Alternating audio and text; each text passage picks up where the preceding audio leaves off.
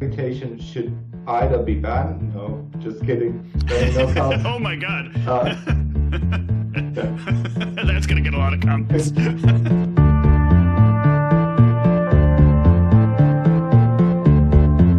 Hello everyone and welcome once again to Enduring the Struggle. I'm here with Jan as usual. How you doing today, Jan? I'm fine. Thanks for having me, Steve. And hello to you all as well. It wouldn't be a proper podcast without you in it at this point. You are officially a staple. So, yeah, we've got an interesting topic we discussed a little bit, but we wanted to leave a lot of it somewhat untouched between the two of us so we can have a proper dialogue about it. You can hear what our dialogue turns into, and then you can judge how right I am. I mean, which one of us is more right on this topic? Which is me, obviously. Oh, but, you wish.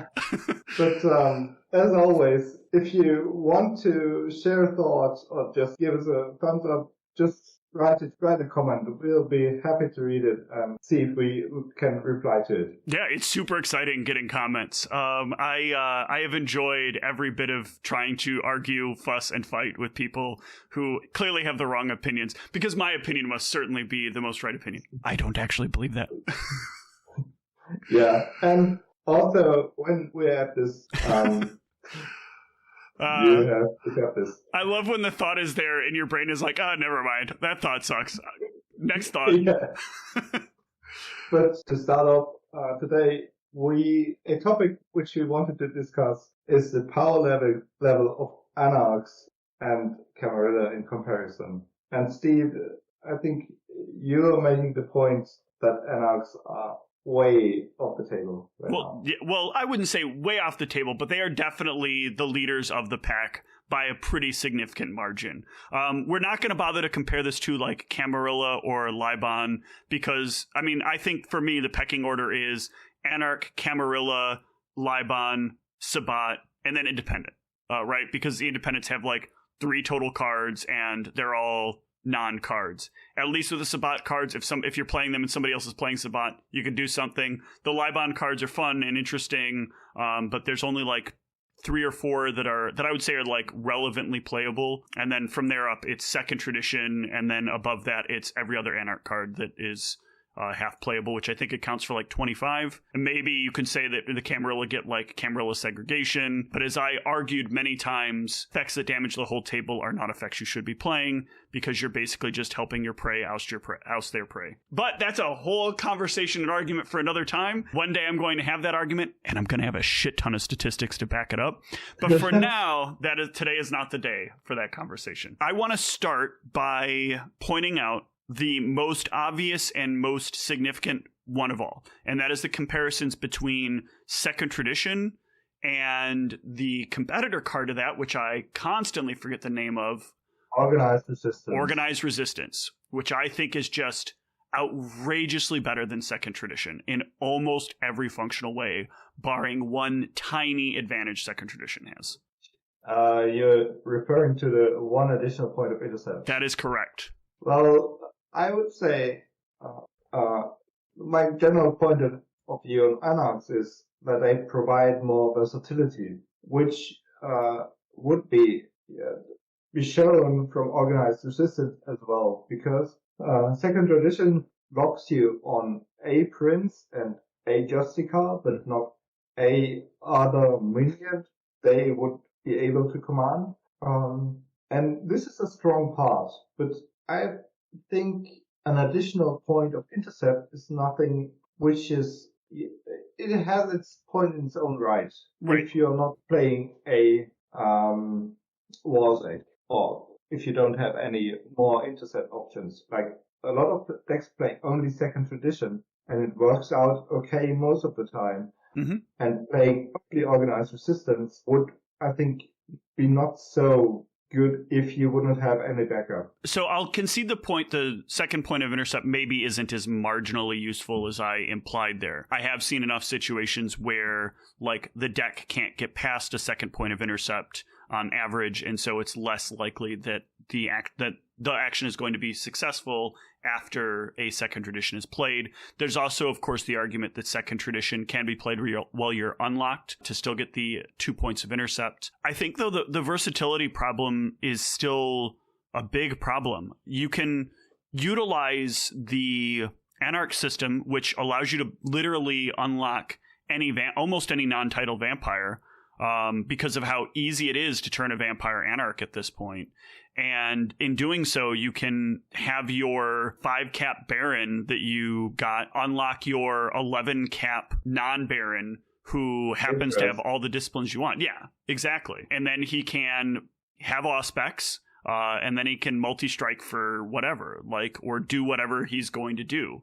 I think that versatility really does make Second Tradition a lot worse as a card. And I think that's magnified by the versatility then that the vampires that get to play Second Tradition get to take benefit from. Well, I think I would go on two routes, or two separate line of thoughts for this. Like the first would be comparing actual cards, because I think in their comparison they are not as strong, or the power level is okay, but the point of versatility is a point which is quite strong in itself, and I think there are no actions to become Camarilla, at least not as per the rulebook, and there are not any cards which give you any benefits for being Camarilla. Like, they give you benefits if you do have a title, they give you benefits, like you have political actions which can only be played like Parity Shift, which is a huge thing in political decks or bloat decks, but they don't have anything for a normal 5-cap minion. Camarilla doesn't have anything to offer. I mean, just before somebody tries to get us in the comments or in the Discord, just to make it clear, technically there are 3 cards that just a Camarilla can play that are not the Praxis Seizures, and they are Camarilla Exemplary, Command of the Harpies, and Justicar Retribution, all of which are going to require you to have a significant number of votes anyway to be able to perform. So just to be clear, there are technically cards that require Camarilla, but they require Camarilla more in the way that it's just it's an arbitrary designation. It's not like many of the other cards that are like Bear Baiting, which requires an Anarch with no additional, complication involved. Camarilla being actually underdeveloped in this segment, it doesn't have anything to offer for low or mid caps, which have a title. Mm-hmm. That's sort of the point that I have. I feel like the idea behind Camarilla is supposed to be sure, they're the old guard, but then shouldn't the old guard be more consistently disciplined? Going into sort of furthering my argument on this is when you compare many of the new set Camarilla vampires versus many of the new set Anarch vampires, you realize that I remember people complaining when a lot of the stuff came out, the Anarch vampires, they don't have consistent access to disciplines at Superior. But you have cards like Field Training, which give you disciplines at Superior, and most of the time what I see is people playing Platinum Protocol along with card that doesn't require discipline at Superior and card that doesn't require discipline at Superior, and also chains multiple abilities together. There's a handful of cards that they play that are multidiscipline and want both at Superior, but even the inferior is oftentimes good enough because as long as you have 2 of them, as long as you have the 2 disciplines, you're good. Whereas when you compare to a lot of the Camarilla vampires in the same even grouping, they're basically priced at about the same without matching, greater disciplines. Yeah, but again, I think it's not the problem about them matching something, but the problem is about access to effects which have an actual impact on the game. While you were talking, I looked up, there's even a bleed modifier, Monkey Wrench, which requires only being Anna. Mm-hmm. And I think it even gives you +3 bleed at a... If you pay 3 for it, yes. Exactly. You have to pay for it, but still, you can get +3, which have few other cards, like Conditioning, Air Revelation, if you're Toreador, and then if you play them on Superior. So the set by itself opens up a lot of versatility.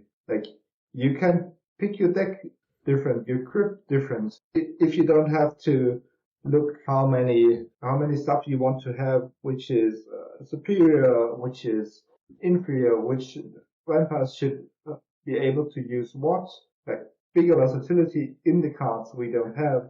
It also sounds a lot like you're more aligning with my opinion on this the more we talk about this. So I wouldn't. I wouldn't say Anarchs are stronger than Camarilla if you compare the cards. If we compare Organized Resistance to Second Tradition. Right, but if we're going to compare cards, you have to compare the lack of cards, right? You have to compare, No, that's... I wouldn't say so. The lack of cards is what we agree on, which is a problem, which should be something to develop cards, a growing space. Sure, but that still means at the moment the Camarilla is lacking, right? True, but the Camarilla does have some cards at hand, Parity Shift, for example, which are strong in itself. And there are a lot of princes, especially with 5th edition low cap princes, which can have access to them. Okay, that's fair. And if you look at how well Markavians do, for example, they are not 5th edition decks don't need to be Anarch to be able to compete. So yeah, I'm not saying that they need to be Anarch to compete. The statement here is more that they don't benefit as greatly by being Camarilla as they could. I think it's interesting that the way that things are, there's still something there, but I would say that, like, okay, so let me go back real quick to one of your comments. So they have Parity Shift, right? One of the more dominant political decks going around right now is that weird, funky Arishot deck that plays part Independents, part Anarchs, part Camarilla, and they do it because, like, Parity Shift is a strong card, but also Reckless Agitation is a very strong card. We're also seeing some access to, or some instances of people playing Eat the Rich, which is another very strong Anarch card. Both of these can do 4 damage or more to your prey, and Parity Shift does give you potentially through pool and more room to negotiate, but the Anarchs have much more powerful overall cards in terms of the amount of damage they can deal with successful referendums. So let's start there. Well, if you go for referendums, I think Eat the Rich is a nice Anarch card. Theme fits well, and its functionality. Throwing in the edge is worth 1 extra vote. Fine. This is how something could work, because Anarchs do have Feast Stakes and Barons, but they don't have as many titles to start with. So I would say, and for Reckless Agitation, I think this shouldn't be an Anarch card if Anarchs were to go for versatility, because I think maybe at the time it was introduced, Anarchs were quite lacking in comparison to the other sects. I don't know that, just a suggestion of mine. But I think Reckless Agitation should either be banned. No, just kidding. No cards. Oh my god. Yeah. That's going to get a lot of comments. But maybe be changed for only Independent, because as it is now, I think Reckless Agitation should be the KRC Camarilla plays, not the KRC Anarchs play, because they should tend to more versatility, not for stronger cards by Burning Blood. So I don't necessarily disagree with you. The problem is it still feels kind of like an Anarch style card. I think the expected limitation of there have to be at least 2 other players in the game for it to be useful is supposed to be a balance factor to it as well. But I also sort of agree, like, the card initially started off as being a card that was not for Anarch vampires. It started off as an independent vampire card, and Anarchs just kind of got stapled to it later on. So I don't per se disagree. Like, going back to original card printing ruling makes sense to me. And I really love Reckless Agitation, and I hate to see it go, especially since the Anarchs got Rev Council, which is just, I mean... This is a strong card. It is a very strong card, and kind of goes along with the, like, versatility of having a bunch of small vampires with it. So I don't really feel like it needs Reckless Agitation. I'll sort of agree with you there. And yeah, I think if they lost Reckless Agitation, I'd feel more comfortable with the power differential between Anarch vote cards and Camarilla vote cards. Because I feel like if I do a comparison and go back to Camarilla, Like, the next best cards are Alistair, which is really good. I don't feel like there's, anything negative I can say about Alistair. But then going from there, it just feels like the strength of the cards go down quite significantly. You've got First Tradition, which a handful of people play. You've got Masquerade Enforcement, which a handful of people play. And really, Masquerade Enforcement's just anti-swarm tech. But otherwise, like, the rest of this doesn't really happen. So it's a little... I feel like it would be more in balance if Reckless Agitation wasn't really more of an Anarch card. So I kind of agree with you there. If we went back to original recipe wording of the card. But as it is now, I'm still in the category of political actions are still more powerful for the Anarchs overall than they are for the Camarilla, as comparing just Camarilla to just Anarch. And I want to touch on another thing you said real quick, if I can, or do you have a point related to what I just said? Okay. So the other thing you said is the ease of access to barons and vampires that are titled.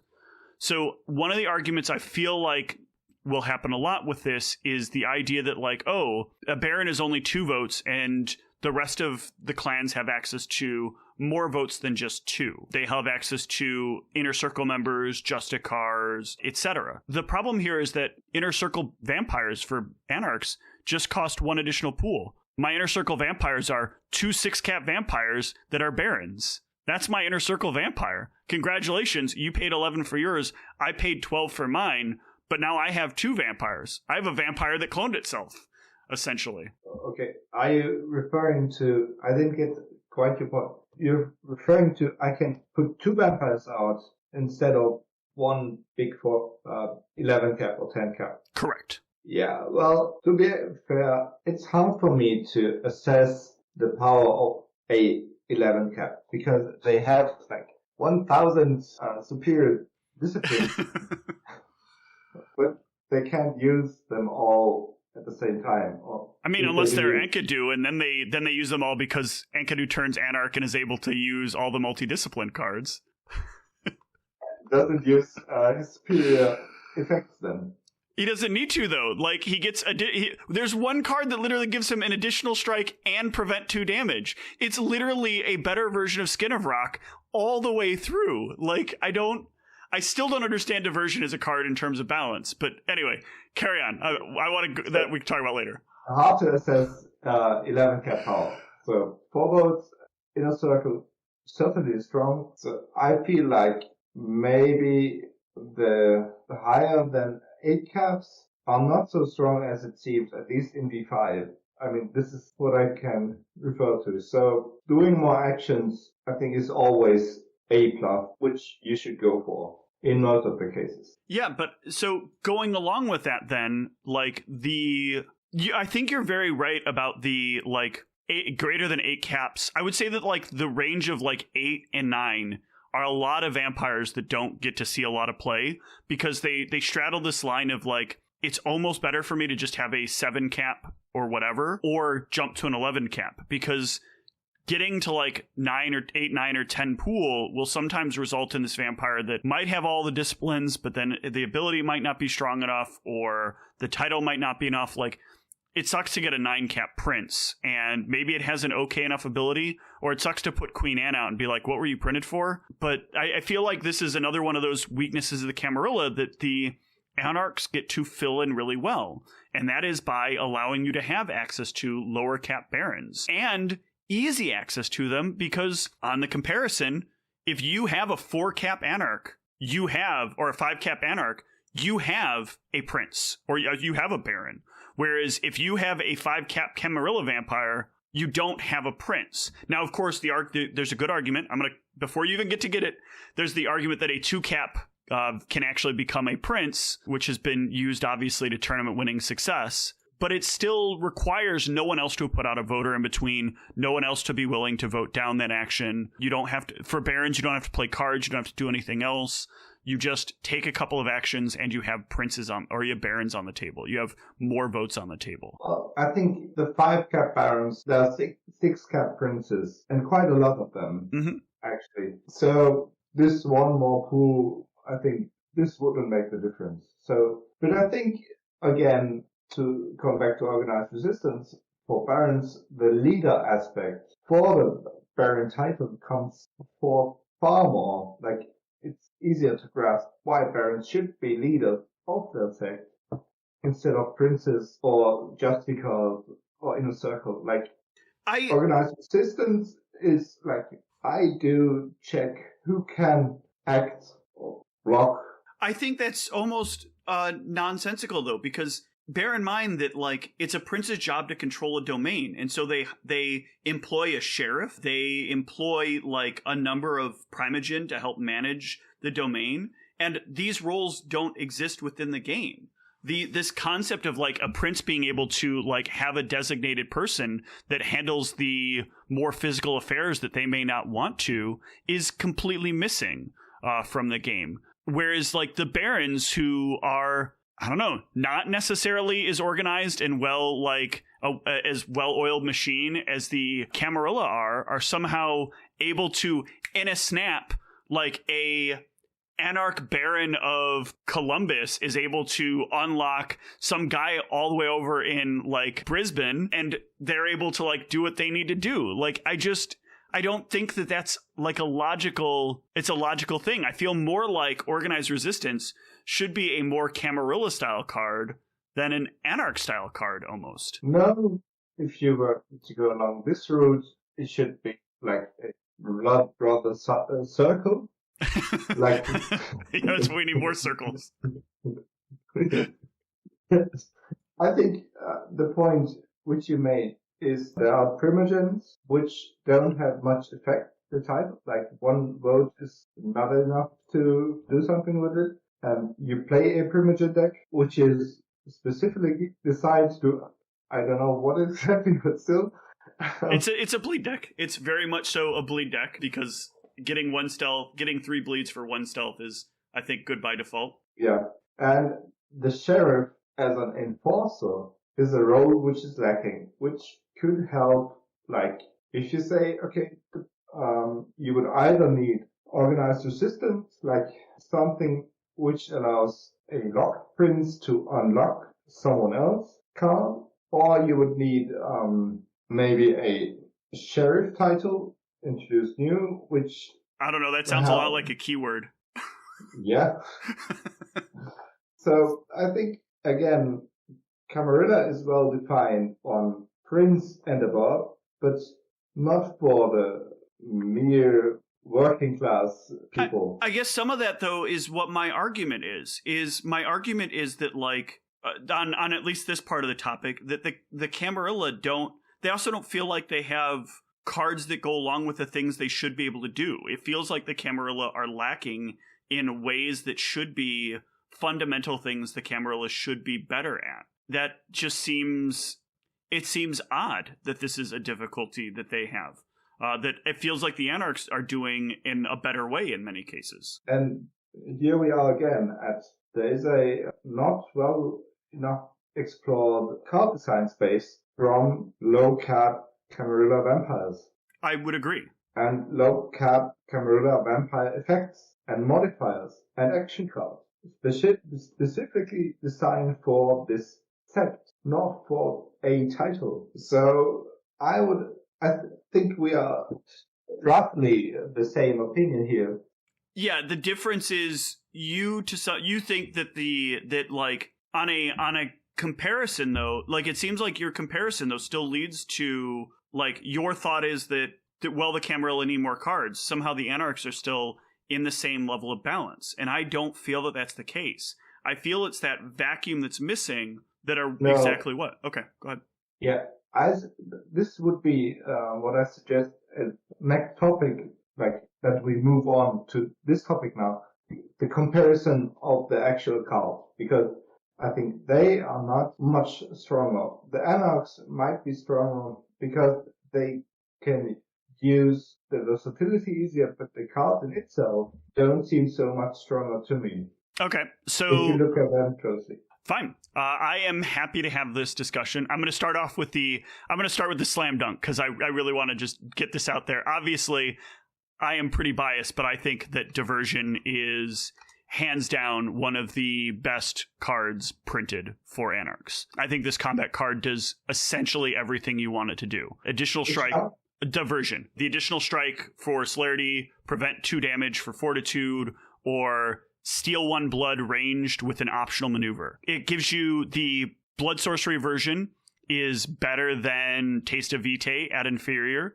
The fortitude version is better than Skin of Rock at inferior. The celerity card is basically a regular quickness at inferior.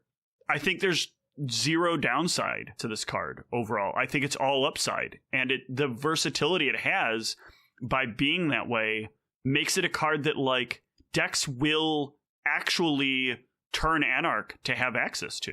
The Bruja combat deck has Dust Up, and other than this, it has no Anarch combat cards, actually. Sure, I think that's an interesting design for them to have gone with, because there's almost no reason for it not to run like Bollix as well. Bollix's maneuver or press at celerity, or cancel an aim, frenzy, or grapple card at presence, or at thaumaturgy it's strike at +1 damage, strike at hand strike at +1 damage and can't be prevented by fortitude, as well as opposing victim strikes with weapons inflict no damage this round, which is actually very interesting because that thaumaturgy version doesn't seem to require damage to be dealt for it to be effective. Well, I think Dust Up is a well-balanced Anarch versatile card.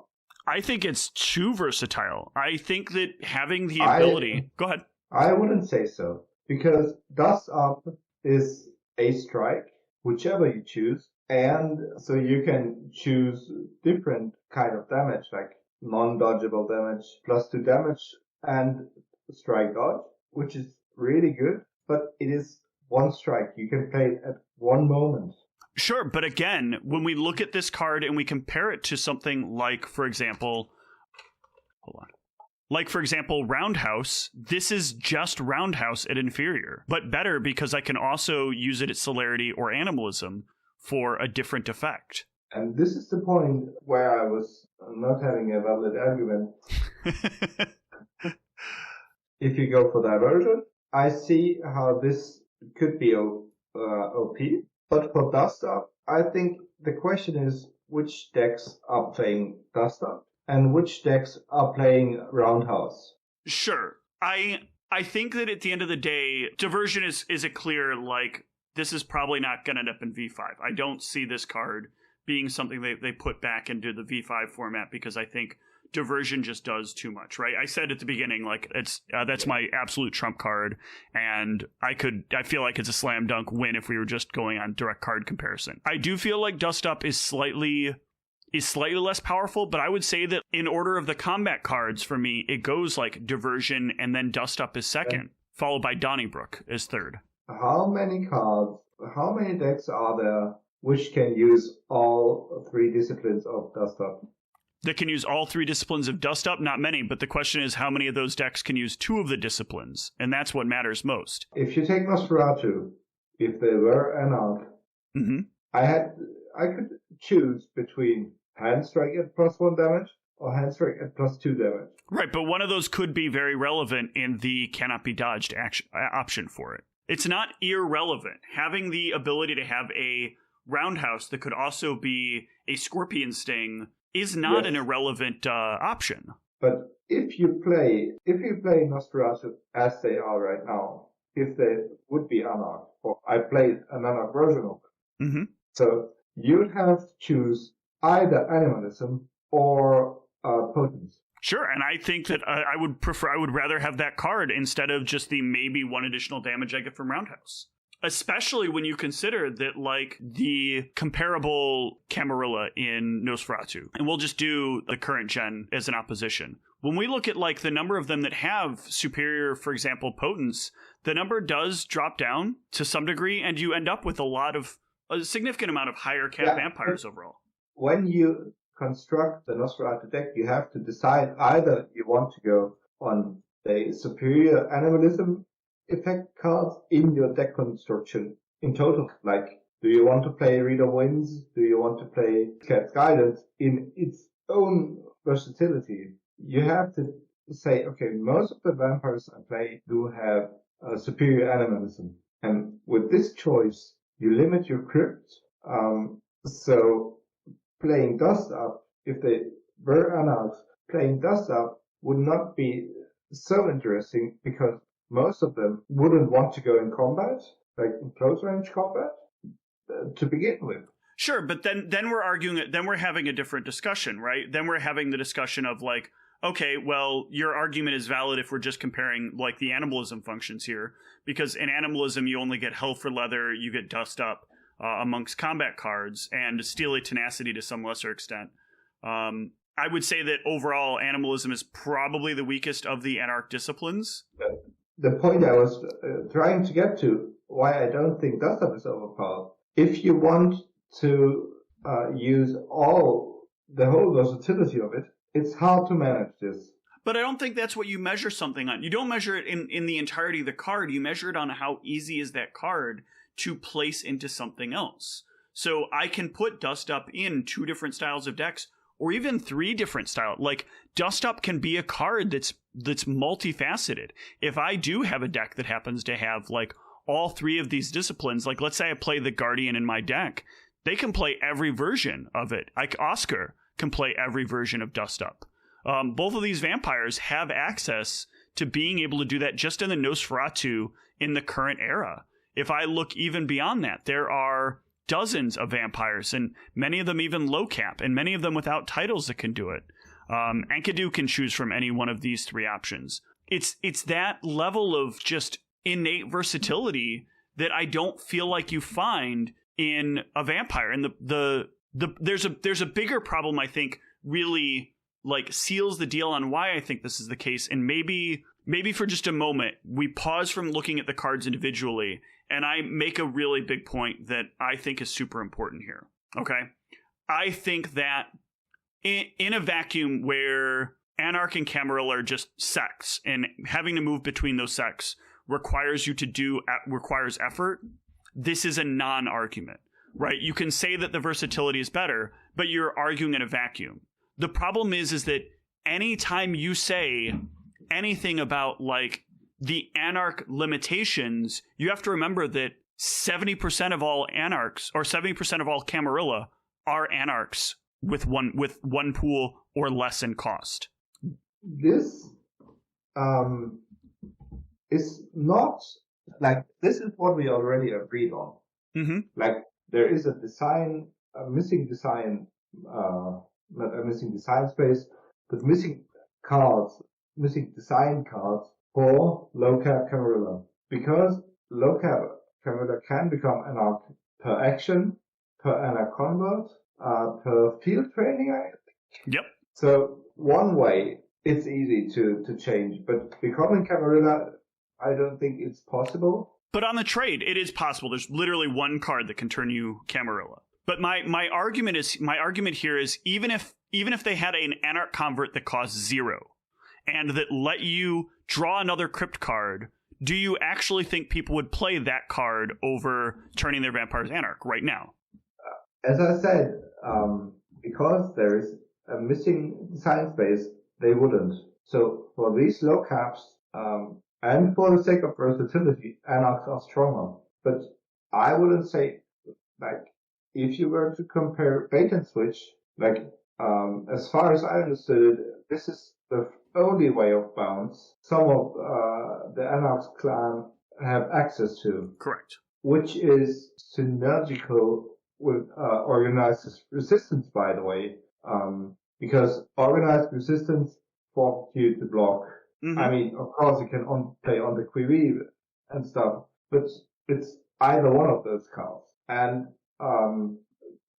being able to bounce and lock is inferior, deflection. Yeah.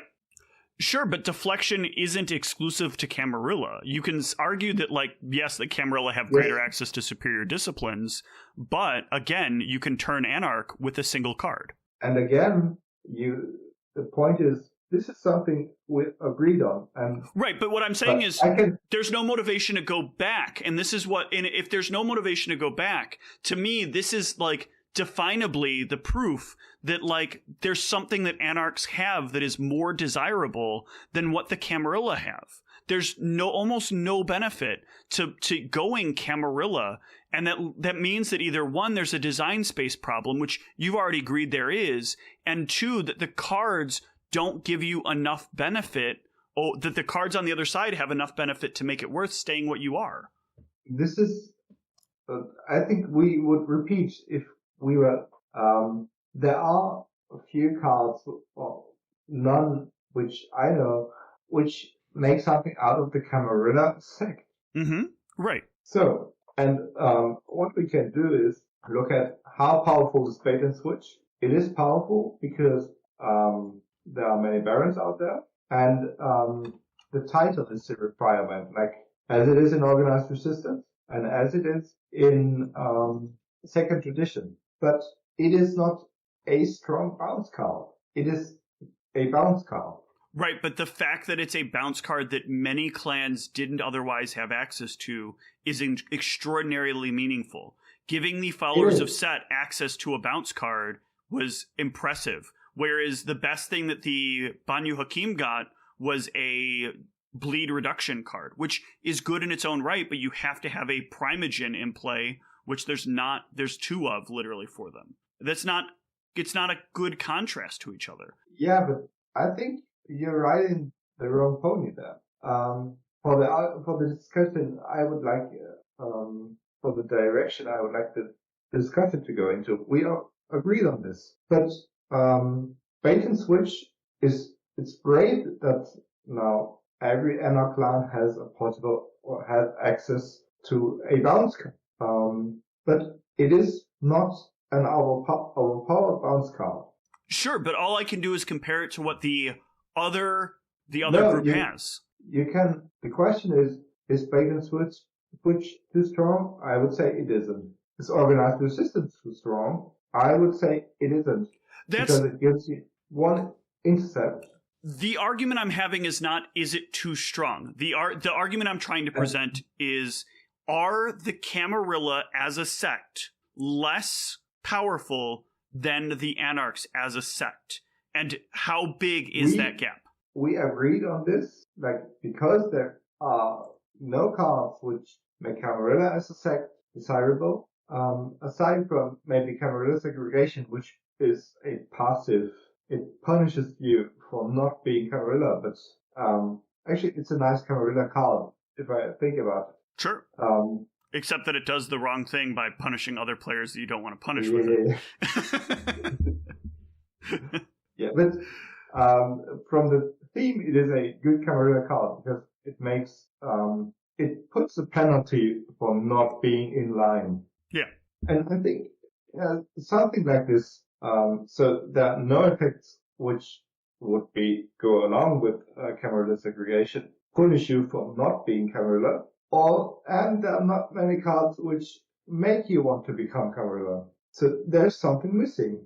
Sure. There are strong Justicar cards, there are strong Prince cards, the traditions are good, but since there is a hole, like it's incomplete, the foot soldiers of the Camarilla didn't receive any attention, like the lower mid caps. This is the problem, and I would certainly hope that they are making a Camarilla extension. I think they postponed it till. I feel like we had a missed opportunity. That Fall of London could have had cards that were part of a Camarilla extension. They'll make a Camarilla extension. I hope so, because that's the thing we both agree with. The thing that at least we both agree with is the design space is so open for Camarilla-flavored cards, and we're just getting Anarch-flavored cards. Like it's on the roadmap, and I think it was postponed for the 3 decks which are coming. I want to feel it. I want to, like, I don't know. I want it to be like codified as, hey, like this is what we're just gonna fall back into. I think clarity is really important here. But jumping back real quick, you mentioned Camarilla segregation, but the Anarchs have 2 equivalent cards. One that forces you to have to become Anarch, and another that just is Anarch Smiling Jack, with a slight modification. And it doesn't kill you. Constant Rev is so stupid annoying and stupid strong, and all you have to do is be an Anarch to play. You don't have to be a Prince, you don't have to be a Justicar, you don't have to be an Inner Circle member. I feel like in one-to-one comparisons where we're not just talking about like non-disciplined cards versus disciplined cards, like the cards that the Anarchs have are either equivalent, more powerful, or the Camarilla are missing something. That's what my position here is. And I want this lack to be gone. Otherwise, right now, it is an imbalance. I think we agree there is an imbalance. I see. I thought you were disagreeing with the fact that I think you said it a couple of times, but it. No, I agreed like 15 times with you. There's a missing space. Well, no, we agree with that there's a missing space. But when I was saying like I feel that the Anarchs are more powerful than the Camarilla is a flat statement, that was something you disagreed with. And that the missing design space, or the missing cards, which hopefully come in the next Camarilla extension, that this is a downside for the Camarilla. This is something they're weaker for. Right, which means I win the argument. You win this point of the argument, but then I said the cards the Anarchs got are not as strong as they seem if you reduce them on what they do. So the thing is, though, I still disagree with that. If we go to just as a simple example, right? Platinum Protocol is a crazy powerful card that was released that is more beneficial to having small cap swarm. Even at just obfuscate and presence, this card is like its nearest competitor requires you to pay blood. It's like not even apples and oranges comparison. And Platinum Protocol is a great card, but put that aside and think about Monkey Wrench. Yeah, Monkey Wrench is an incredible card. Yeah, but if you would have if this vampire is Camarilla, he gets +1 bleed or +2 bleed.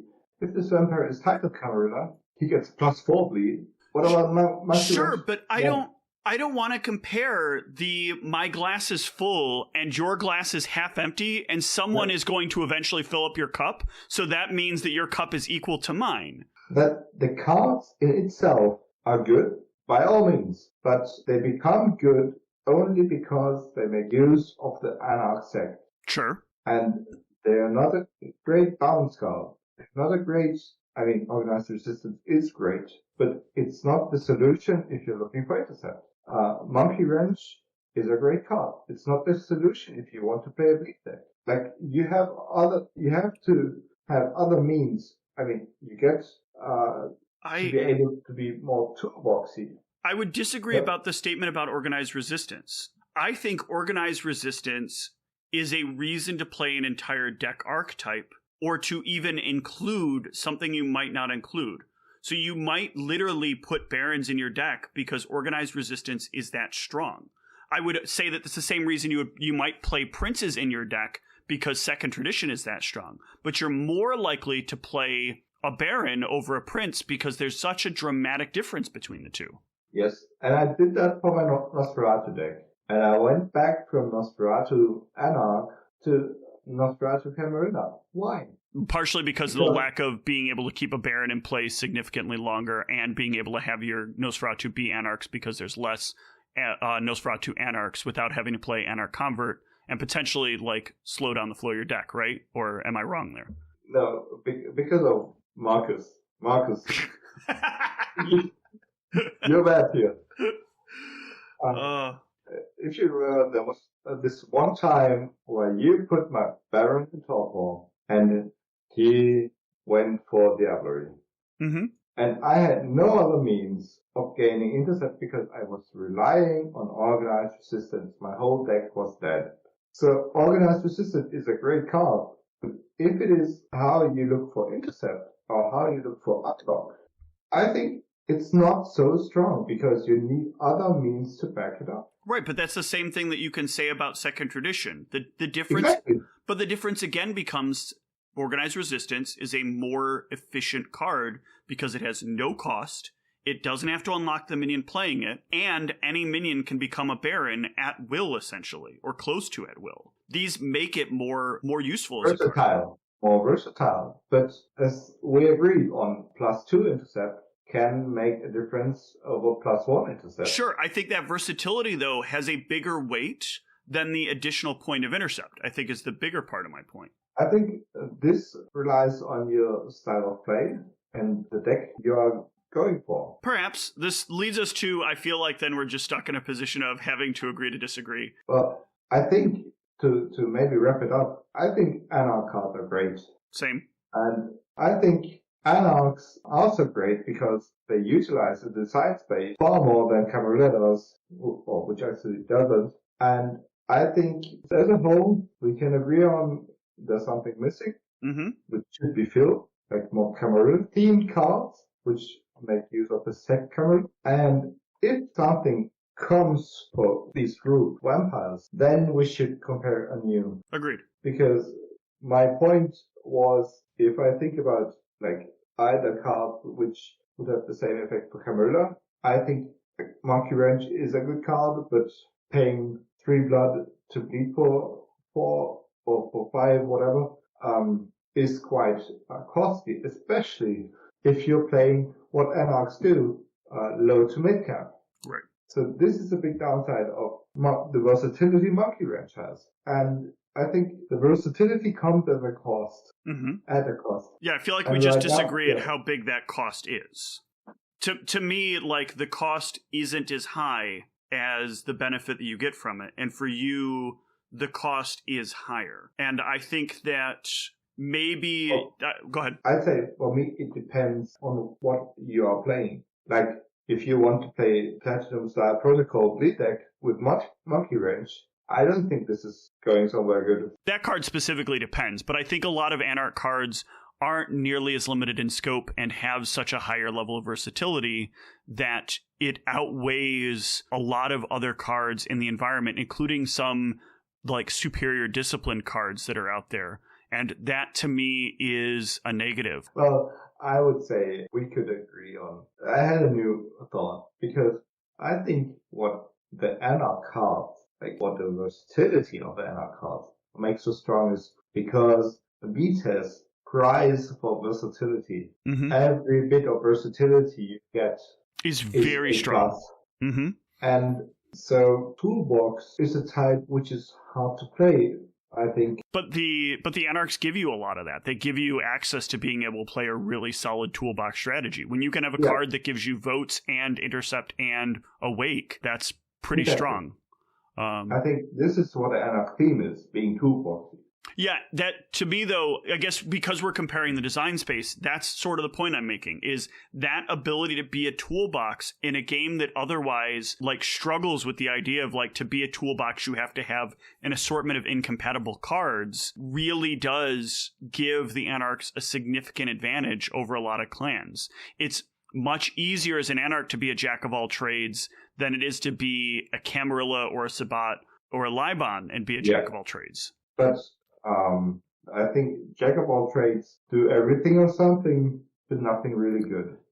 But that's the problem. That's where I think the argument is different for this. I feel like they do the things really well. I feel like they're a 7 out of 10. And sure, you can say like a devoted Camarilla vote strategy will be better overall for voting. A devoted Camarilla bleed strategy falls apart against another rival voting strategy. It has a lot of struggles. And if you come in with your toolbox, you can easily take advantage of that instability because you are 7 out of 10 deck in all the rest of the other categories you're covering, as long as you don't go mad and you don't go beyond the scope of what's rational, right? You can't be a bleed, intercept, vote, wall, combat, whatever deck, right?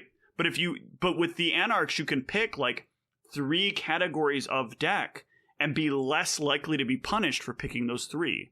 Whereas I feel like if you go Camarilla, you can really only go 1.5 category of deck. And if you go beyond that, you don't have enough versatility. You're going to clog up at some point on something. Exactly. So the Camarilla, which should come, would need to amp this up. Yeah, I would like to. We agree with that. We agree on that 100%. I think it would be fine if it is a 1.5, but it should be maybe 2.0 or 2.5 comparing to what, like, if we say Camarilla does things better, but you have to commit more to it, then it should give you easier access to, I don't know, enhance your bleeds. Well, I would think that, like, stealth should be a default Camarilla thing, right? You are committing to the masquerade. That gives you the ability to hide more easily amongst the people that are doing things because you're doing things proper. Whereas, like, the Anarchs and the Sabbat, like, the Sabbat should honestly almost have negative intercept on all their actions if they don't care about, like, the masquerade. But, like, I feel like there need to be there are lots of cards that could fit into the design space and do this. Like, getting the Camarilla to feel more like they are really rock star 10s in categories that are anything other than voting as a clan is what's missing from the game. Like, I will give you at the end of the day, like, the Camarilla in the voting category are probably your best choice in 9 out of 10 circumstances, maybe 8 out of 10. But the problem is that in any other category, or if anything goes wrong with those circumstances, you're down to like a 6 or 5 with nothing to help support you pushing it over the line. And when it comes to the other categories like bleed or like stealth or like bleed or wall or combat, there's just nothing to give you that added advantage that feels like it should be there. A card like Save Face, for example, you're probably not familiar with it, but it gives a press to a vampire of the same clan if from another vampire.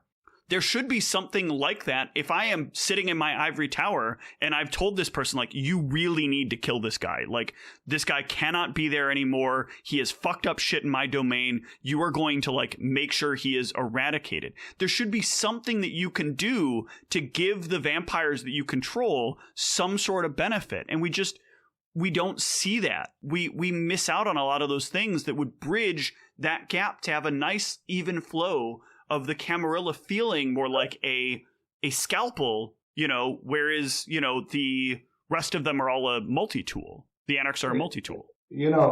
What I think would have not been a nice Camarilla theme card for this instance would be Veil the Legions. Yeah. I think that'd be incredible. It would be like Follow the Masquerade or something like that, or, close adherence to the Masquerade. Veil the Legion as a Camarilla card would do one big cap, paying how many stealth for others which do stuff. It works well with how the Camarilla work too, right? It's the machinations of the Prince or the Justicar, the Inner Circle member, setting some other distraction up so this thing can, like, rush over and do the real thing that you want to have going on. The kind of thing that the Anarchs can't do because everybody's independent and nobody just falls in line. In the end, what I want to say, Eat the Rich is, for me, a political card, which is as an Anarch political card should be. Yes. Because you're required to do something else, like getting the edge to pull your other thing off. Yeah. I think this is great. This is how the toolboxy stuff fits together. The same with Rev Council. Rev Council is the same thing. It's a great Anarch card because it's the idea that, like, we banded together all these Anarchs to do something, but they're all going to have to participate. You can deal a ball of, like, 10 damage to somebody, but everybody has to get on board to make it happen. Otherwise, well, you just Rev Council for 0. Good job. And then you're left open. Yep. So, again, strong card, but I think hitting what it does, and if you do Rev Council, you need to get vote push, which is hard as well. So, considering how many votes there are on the table, you have to get a lot of barons and waste a lot of actions for that. Yeah. As a final point, then, I think then I should offer, I want to make it clear that I'm not saying that I think that the Anarch cards need nerfing. I think that they're all very well-designed cards that meet a very reasonable level of power balance that I think the game needs. My argument is just that it feels sad that the Camarilla on the opposite side, or all the rest of the sects, don't feel like they've been properly compensated, and that these cards were printed without also thinking about what design space is now lacking for everybody else. So it feels like we are definitely in we definitely have just went through the year of the Anarch, and I would really like to see the year of the Camarilla, But I'm worried we're not going to see the era of the Camarilla till 2024. Well, I think as for the Camarilla set, which has been announced, which has been postponed until after the decks, they said new Camarilla cards are being in there and new Justy cards are being added there. So I think maybe we should trust BCP on this. You want me to trust people blindly? I don't know if I can do that, sir. Yes, I do. I have faith in you too.